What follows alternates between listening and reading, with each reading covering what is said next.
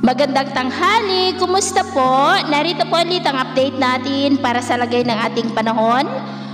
Ngayong tanghali po ng November 12, 2023 na kung saan sa ngayon po ay patuloy pa rin na easterlies ang hangin na umiihip po dito sa malaking bahagi ng ating bansa. Ang amihan ay nandyan po ngayon sa may extreme northern Luzon at lalakas po yan sa susunod pa na mga oras. Samantala, sa labas naman po ng ating PR ay may dalawang LPA na nga na nabuo at tinawag ang mga ito na Invest 95 at Invest 96W.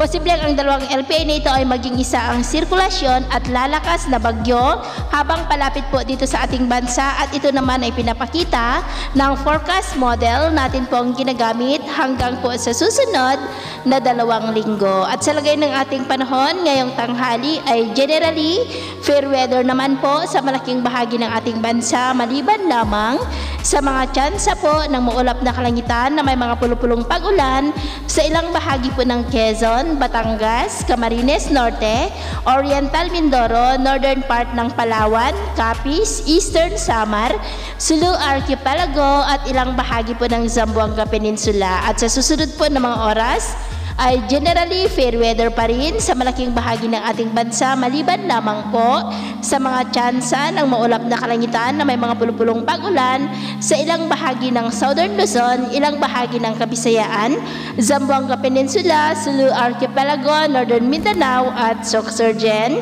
Kaya kung lalabas po tayo sa ating mga tahanan ay ugaliin po natin lagi ang magdala ng kahit anong panangga natin sa init ng araw at proteksyon na rin po sa mga biglaang buhos ng ulan. At sa atin naman pong mga baybayin, wala naman po tayong nakataas na anumang gale warning signals, pero iba yung pag-iingat lamang po kung papalaot tayo para mas makaiwas sa mga sakunang pangkaragatan. So, yun po ang latest update natin sa araw na ito. At ako po muli si James na nagsasabing sa kahit anong pagsubok po na darating sa ating buhay, huwag po tayong mawawalan ng pag-asa. Thank you and God bless!